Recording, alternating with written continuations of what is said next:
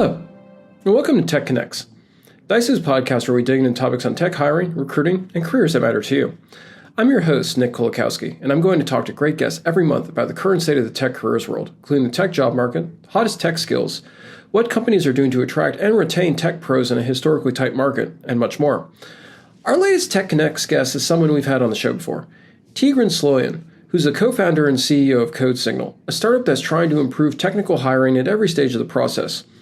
CodeSignal's products aim to present candidates and hiring managers with questions relevant to real-world scenarios backed by research. During our last discussion, we chatted about the need to apply AI to training and education. Since then, generative AI has evolved even further, so I wanted to sit down with him again to chat about everything from internal skills training to the best ways to build a chatbot to how artificial intelligence could fundamentally impact education. And with that, let's jump in.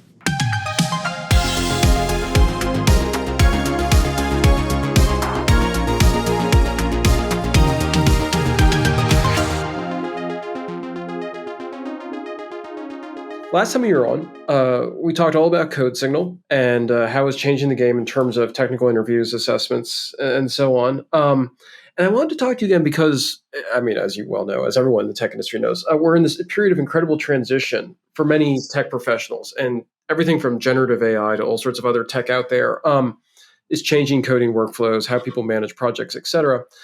And that's forcing everyone to rapidly adjust their skills. And so the big reason why I wanted to chat with you is that you're focused now on internal skills development within orgs. And the question I sort of have is tech is always moving quickly, and hopefully companies always realize that it's moving quickly. Would you say that most companies from your position have woken up to the need to train and boost employees' skills internally? Is that what you're seeing as you're kind of like pushing into this area, or is it still you kind of have to like wake people up a little bit for that kind of thing? Nick, well, first of all, great to be back. I really loved our last conversation and excited to dive in more. It's a great question. And like always, when you say future is here, but it's just not evenly distributed, it's always the case. You've got some companies and we have some customers who are very aware of this, very aware that, for example, for software development, generative AI is like the introduction of a calculator. And the introduction of the calculator changed how we thought about math skills, what it meant to be good at math. And you're witnessing something very similar with generative AI and large language models. But is everybody seeing it? Absolutely not. I think you have a big span of fear, excitement, greed, misunderstanding, and it's just a hot mix because it's all happening way too fast, and people are still trying to wrap their heads around it. And it also doesn't help that there's too much misunderstanding. There's too much misunderstanding of what is AI, what are large language models, how does this all work, what does it all mean, and where is it all going? And I see part of our responsibility to be not just helping organizations go through this transition, but also educate and help set perspective and shared perspective, because we see the across the board view of this world.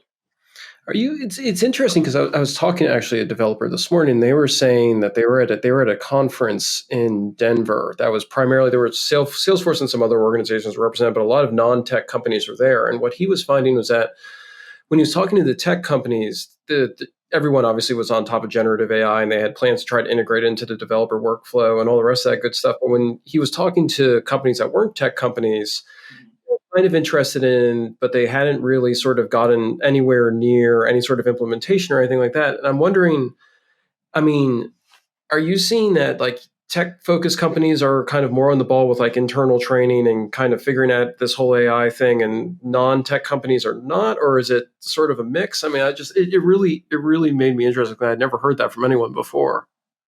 It is true that almost by definition that tech companies are more comfortable with technology, and technology is ever evolving, right? I think those days when people say, technology or being technical, they understand being good with computers or being able to code.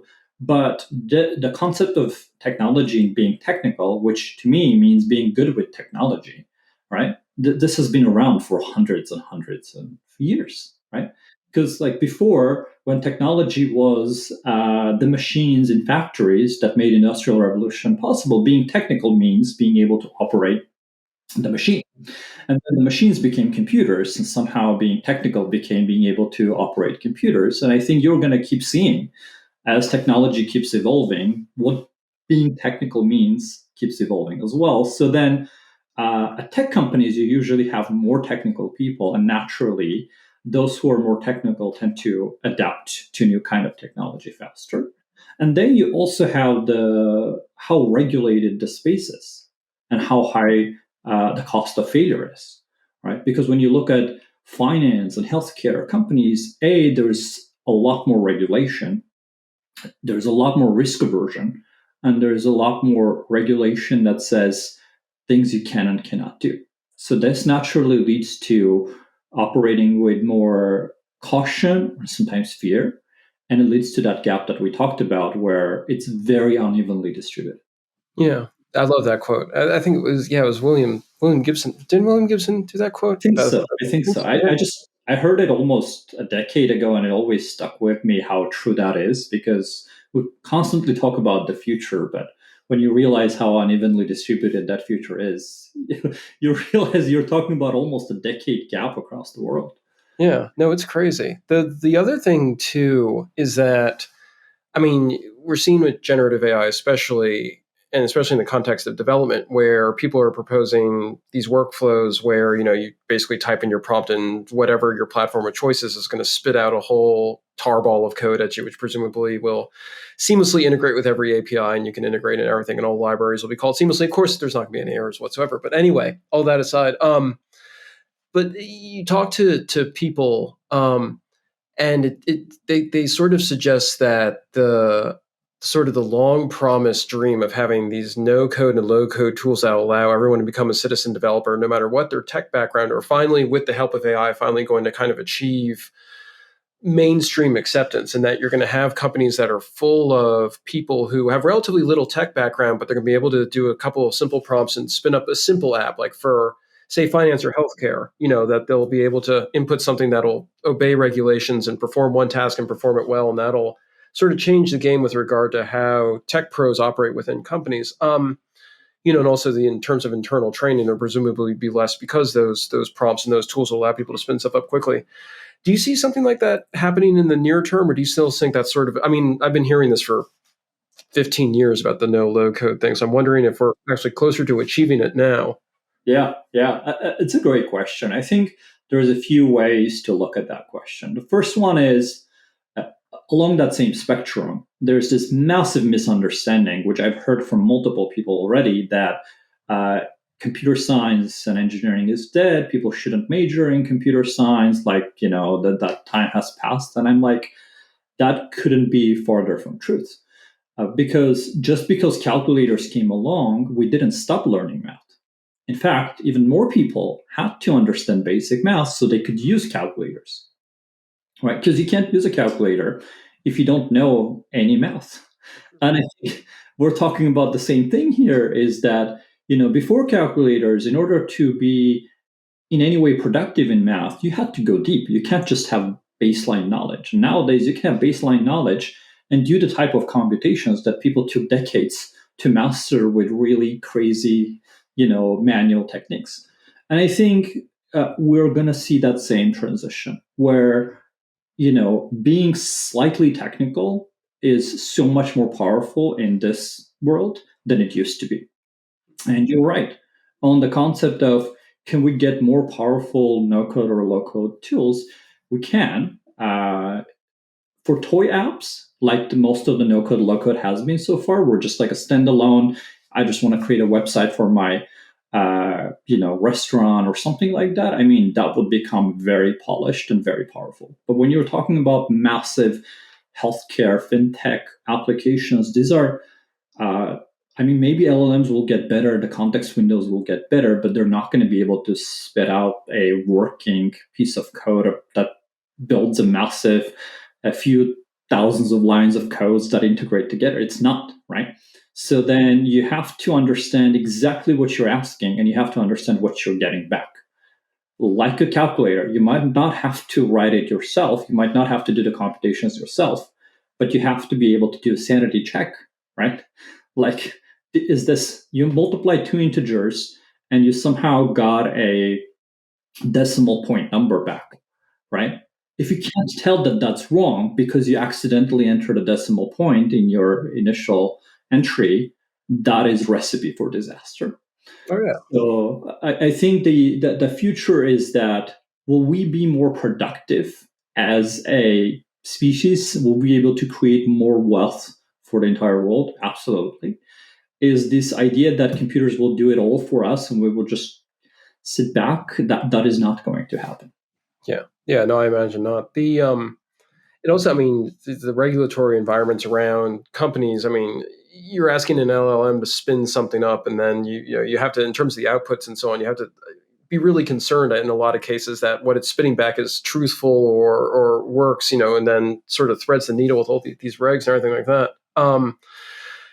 A couple of months back, I was interviewing the CIO of TIA-CREF on the show, or TIA, I think that they just call themselves now, and he was talking about how they designed a chatbot where presumably you go on the TIA's website and you type in like, why is my retirement fund tanking or something like that, and the chatbot will spit back, some answer about, you invested in absolutely the wrong thing. Have a nice day.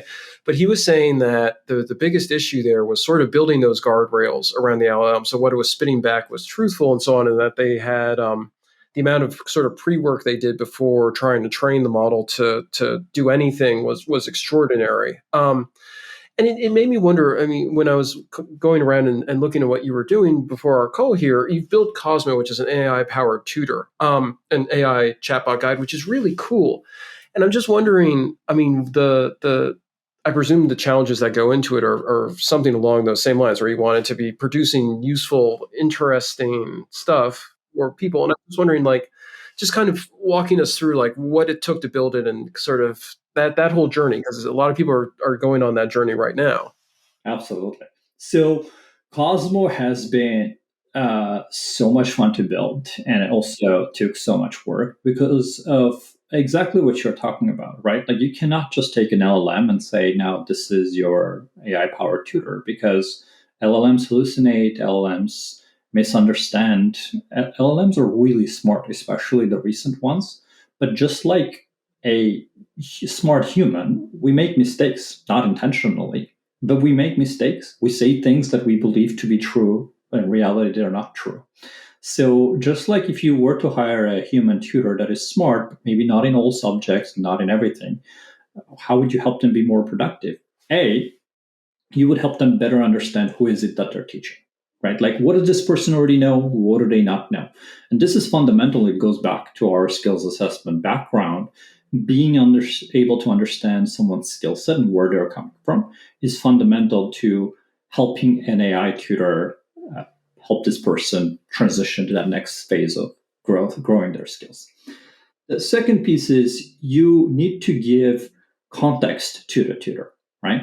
What am I teaching? What's the reference material that I can kind of go back to double check things that I believe to be true, but I might not be fully convinced? What can I reference? Give me high quality things that I can reference to do this, because I've learned things from all over the place, and some of it might be fully accurate, some of it might not be. So what we did with Cosmo is, first of all, the reference material is all the courses that have been carefully built, refined, and iterated by the skills evaluation design lab that has been working across all of our customers for the past decade to build skill assessments and understand which skills matters, which skills don't, right? So all of this course material is built by the same team. And that becomes the primary reference material for Cosmo to say, okay, when I'm giving advice, when I'm giving suggestions, this is my high quality reference material and not just anything that can be found on the internet. And lastly, and again, going back to how can you make a tutor, even if it's a human tutor, more productive, imagine if you had a group of tutors, not one tutor, right? Like, I mean, of course, if you were really rich, and back in ancient Greece, the elite, that's what they did. They had a group of tutors, and sometimes that group would discuss what is the best way to help this individual, except humans do it very slowly. So if you had a committee of tutors who were like, okay, let's see, how is this person doing? What ideas do you all have? Are they stuck on this? Are they misunderstanding this? It would take a while. It wouldn't be very practical. right? But it would make the end recommendation more powerful because you had a debate, a discussion that led to viewing something from multiple different perspectives and making a better judgment. And what we've been able to create is we've invented an ensemble of LLMs concept where we can merge a few LLMs together to have a discussion in the background. So as you're engaging with your learning process, as you're practicing what you're learning on CodeSignal Learn, the LLMs, this ensemble is observing you, right? Like, did you run into an error? What might be going on here? Did you just make a typo, or is there a fundamental thing that you're misunderstanding? And this discussion that happens in the background helps make the eventual recommendation that Cosmo gives very precise. And it's as if, you have a very, very, very qualified and experienced human tutor sitting right next to you as you're learning 24/7 for like 1% of the cost that you would pay to a human tutor. Wow. It's amazing too because there's been so much chatter over how kind of the future of LLMs and AI is sort of LLMs and kind of micro AIs chatting with each other, and Mhm. kind of in the background and then producing that. But it sounds like I mean, people have been sort of framing it in theoretical terms almost, but it sounds like you're already down that road, which is really cool. Absolutely. That's how, I mean, and we humans have known this for a long time. How do you make best class decisions? You discuss with others, you discuss their POV, right? And it's a very obvious idea. If you want LLMs to make better decisions and to have better outcomes, you have to let them have a discussion about it and then come back to you with, all right, this is what's the right thing here. Yeah, I mean, it feels like that would be the future of any sort of like training or sort of internal skills upgrading or whatever, because nowadays it feels like so much training is you have this very static form and you're expected to read the form and then go through it and do the answer examples and then pass like a small quiz at the end or whatever in order to get your little check mark. But Yeah. this dynamic element to it is really cool just Yeah. because people are going to actually learn more as a result. It's so fascinating that uh, education was designed after the military, right? 200 years ago. I mean, most people haven't heard of Prussia, which was one of the largest empires in Europe 200 years ago. And when industrial revolution was happening, they said, look, we need more educated people, we need more skilled people, we need more people who can operate, who can be technical, who can operate the machines in the factories, which means they need to be able to read, write, and do basic math. Mhm. So they looked around and said, well, how can we do this at scale? What other thing do we have that works at scale? The military. So they just copied everything around the military. You take people of the same age, put them into cohorts, put them in this very rigid and static form of training that is all about, strict rewards and strict punishments. And you hope that this funnel works. And in the beginning, that funnel kind of worked because the skills were basic and rudimentary. It was basic math, basic reading, basic writing. So public education, in essence, worked. It gave a lot of people the skills to be productive, to better their lives, to better the economy, and to build a better life for themselves and their families. But then you fast forward 200 years, the set of skills of what it means to be technical, what it means to be productive has exploded. Now we have a new set of skills every month, let alone every decade. And the way you need to learn these skills, a lot of these are very creative and very deep. And we're still, I mean, the Prussian model of education hasn't changed much, right? There's still a one too many approach where you have to listen to the commander tell you what you need to know. You have to sit still and not get bored out of your mind. And in the end, you have to do some sort of an exam or very passive, like multiple choice assessment to say whether you've learned something or not. And in our hearts, we all know that is not how humans learn. And I mean, just imagine learning how to drive a car, ride a bike like this. Right? You sat there, watched the video of somebody else doing it, then answered a couple of multiple choice questions, and then you got on the bike and somebody said, "Wow, you can't ride this bike." You know, why are you not smart enough? You'd be like, "Are you crazy? Didn't let me do this. Didn't actually let me practice." But in reality, that approach of learning skills, which is it's all about practice, right? Like, yes, somebody has to show you maybe once or twice, like how to sit on it, Mhm. which way to turn the pedals. But then after that initial phase, it's 90% practice and corrections. Mhm. Right. So you need somebody to be saying like, okay, no, you're doing this right, but try it slightly differently, or like keep at it, maybe just like spin your the pedals a little bit faster, or like reverse it back, like just basic corrections while Mhm. you're practicing. And this is exactly how humans learn any skill. And that's what we've tried to replicate here, right? Where give me a simulated practice environment where I can do things, give me some baseline instructions so I know where to even start, and then have an AI tutor that can constantly be adjusting and giving me feedback on my performance Mhm. so I can stay engaged and keep on building my skills. And this revolution in education, like it's been promised for 40 years since internet has come around. We've been told education is going to change, but honestly, it hasn't so far, and that's what makes me so excited about this AI-powered practice-first approach of learning. It's hard to break free of those old models. And it's funny because I just finished reading a biography of von Neumann that also talked about Einstein. Like a lot of those, I mean, some of the smartest people of the last 150 years who came up in that education system and were so traumatized by it in a lot of ways, or disdaining of it, and how it didn't incorporate people who obviously were incredibly smart and were learning faster than that. But you're right in terms of the dynamicism of it. I mean, we do need to change because there are people who are moving Mhm. at different levels through things. And No, the it's ones who did, by the way, did have, through luck and other things, did have a way to go around it. I mean, we talk about Einstein, who did struggle in that classic educational model a lot. We all know it. What we don't know is when Einstein was 11, he had a private tutor. How many people could afford a private tutor, right? Like he did. And there is notebooks of his geometry classes and tutoring sessions with his private tutor at the age of 11 that are at college level right now. I think that part gets lost. We talk about Einstein, the genius, as if he woke up one day and was a genius. But that alternative path of having that one on one instruction, having that ability to just work on himself, get certain feedback, is what allowed him to sidestep the broken education system and become that. And I always say that imagine a world in which we can have 100 Einsteins every year, not one every 100 years, right? The world we live in will be dramatically different because every problem we face as humans is going to be solved by other smart humans, other skilled humans, other humans who live up to their potential. So if you could multiply that number, you would essentially have a lever to impact everything else.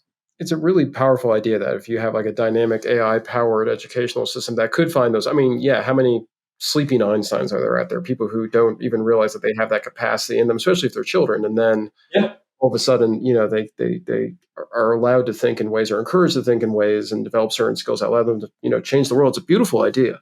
It's a really yeah. beautiful These one. days, unfortunately, most children at a very young age get told that they're bad at math. And they believe it. I mean, you go to middle school, they suddenly jump you from solving basic linear equations to the quadratic equations and algebra one, and then you start to struggle because the jump is too high. And most kids get classified as like, oh, you're just not that smart, you're not going to make it. Versus in reality, all you need is a slightly different way of explaining it, a little bit more time to practice, and a little bit more space to feel comfortable with it. And unfortunately, that's how the journey of, becoming more technical and living up to your potential in one way or another ends for most kids in our society. Yeah, and it's, I mean, it's big jumps. I mean, you got your algebra to pre-calc, geometry, et cetera. Yeah, I remember those being big steps, and yeah, sort of you need like a little bit to kind of like try to like desperately force your head around whatever new concept you're being introduced to. The And the same goes for everything else. I don't want to just make it about math and technical, honestly. I mean, it's a very rigid funnel, and it's a funnel that just chops people off for no good reason. And the few of us who are sitting here and having these conversations are the survivors of that broken funnel. That's true. And I think it's our responsibility to go back and fix the funnel because it doesn't have to be such a punishing funnel that it is right now.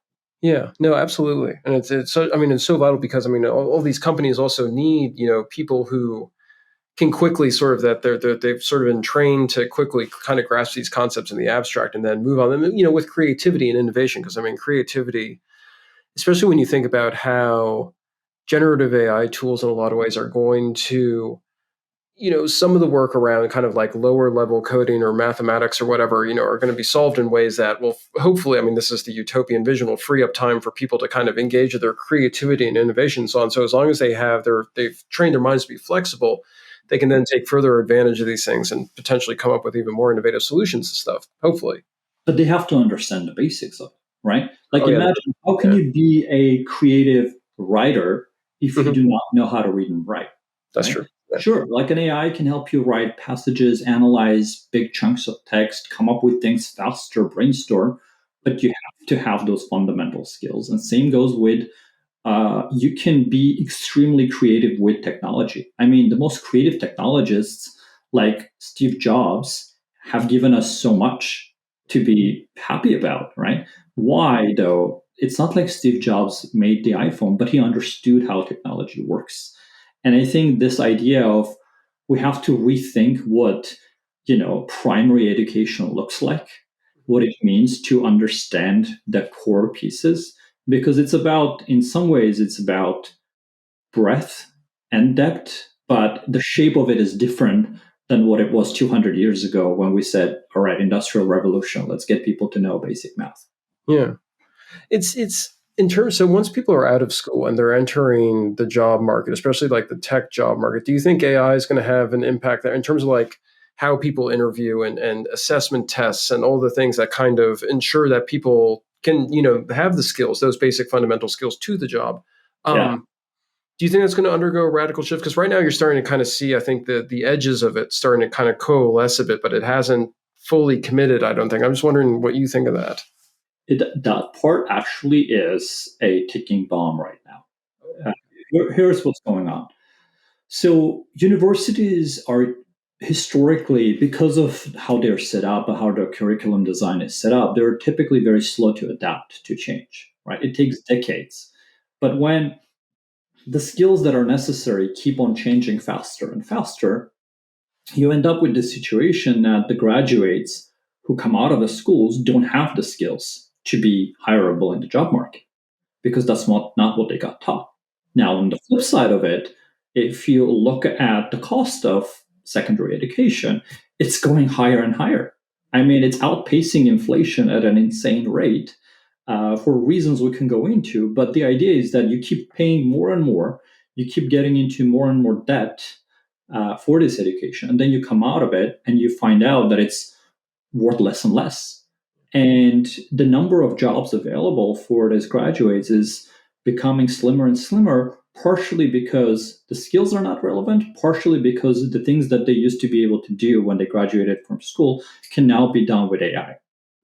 Then you're looking at this more senior folks who are saying, I don't know if I need an intern. I don't know if I need a new grad hire because I'm able to collaborate with AI to do some of those things. Now, does this mean that we don't need, university graduates? Of course not. University graduates are some of the most creative, ambitious, hardworking people. What we teach them needs to be different, though, right? You would be hard pressed to find a university right now that has a degree in, let's say, cloud architecture, cloud engineering. And the cloud revolution and transformation has been going on for 25 years. Mobile revolution started 15 years ago, and you would be hard pressed to find a university that teaches mobile engineering, right?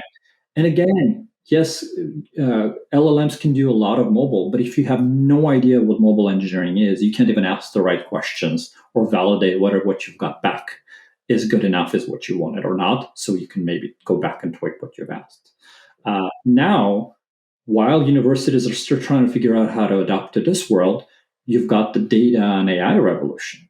And it probably take 3 decades until this change happens.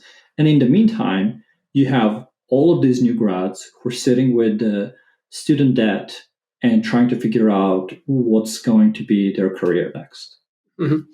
It's freaky. When you talk to university people, they like for example, a couple of months back, I was almost on a committee for the City University of New York, CUNY, to kind of do a curriculum revamp, and they were and some a professor was talking about how we sort of brought this point up to, the practical skills and everything, and he was saying about how, but schools teach like the pure abstract, the highest level concept, and once you have that in place, then sort of everything flows from there in terms of tactical or practical skills. And I guess that's true to a certain extent, because you do understand like kind of at a most base level like what's going on with software development or whatever. But it does seem, to your point, that there's also this gap, where people graduate from school and they don't know their way around the iOS SDK or the Android SDK or whatever they would need to do in the case of mobile. Yeah. Right. I think it's misguided. It's true that you can give a high level education and things will fall into place, but what that high level education needs to be about needs to change. Because otherwise it's going to lead to a lot of struggle. But universities need help in doing this because they don't have the data and understanding from employers. That bridge between what educators are teaching and what the industry needs does not exist. Most of the people who are in charge of the curriculum design haven't been in the industry for a long time, and it's very hard for them to say, okay, this is what we should be teaching, and this is how fast we need to be adopting. And I actually think the responsibility rests with technology company like us who can become that bridge, right? Because you don't want universities to fail. Honestly, I think it would be a big disaster. And in some ways, this ticking bomb is going that way because that frustration from individuals who go into the student debt to pay for that education, not be able to see the outcome of it, is going to lead to universities to fail, many of them. But you don't want that because universities, aside from being, upskilling places, aside from being educators, they play many different roles in our society. And you want that to continue and you want them to continue being the pillars of our society. But they need help and they need tech organizations, innovative organizations to step up and be that bridge and to help them go through this very fast-paced transition. I mean, when we're talking fast-paced transition, places like CodeSignal sort of serving as the bridge. I mean, are we talking something where, this pivot has to happen, like basically like in a matter of like within a decade, within like a few years? I mean, like how in trouble are we, I guess is basically what it boils down to. Assuming that we're right about the pace of technology change, because somehow it keeps changing and we keep assuming it's going to just keep changing at the same pace that it has in the last 5 years. And then we're constantly surprised as like, oh, wow, it's moving even faster. I think like if you look at the pace that it has been changing at for the past 200, 300 years, you realize it is very exponential. So it's very safe to assume that 5 years from now, we're going to look back and be like, wow, we have no idea, right? So I actually think that we are in trouble and we need to be acting faster.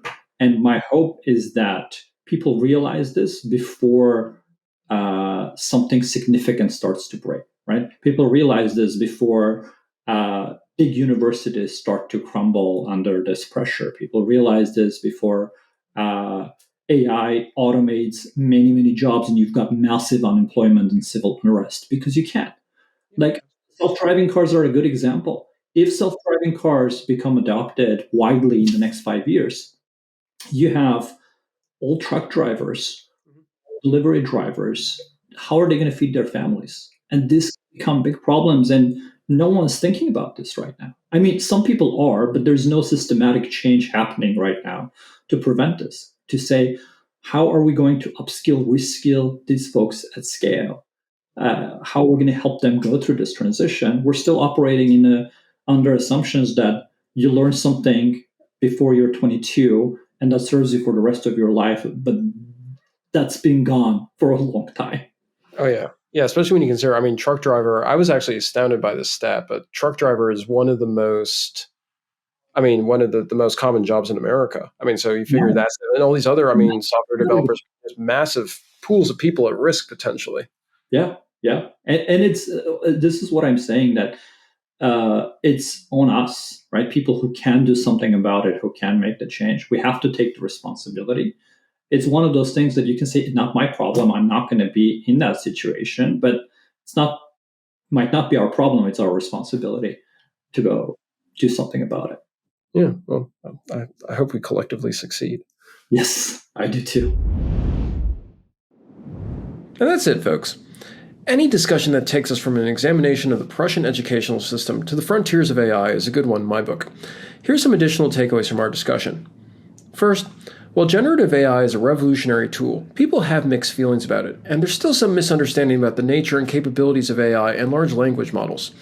Organizations everywhere need to consider educating their employees about the scope of this tech, as well as what it can and can't do. Second, even with generative AI changing how we work, tech professionals everywhere still need to understand the fundamentals of what they do and why code works. If you're writing programming-related prompts, you need to understand exactly what you're asking for and how it will be incorporated into the larger project. Third, generative AI may have a huge impact on training and education in future years. Pay attention to the rise of chatbots as tutors, for example. If you're a student or a junior tech pro, this technology could radically change the ways you learn and keep your skills up to date. And with that, we covered a whole lot of other topics during the episode, of course, so give it a re-listen if there was something you missed. We'll see you next time. And remember, Dice is your best resource to find the tech talent you need to fill your open roles. And for tech pros, the best place to grow your tech career.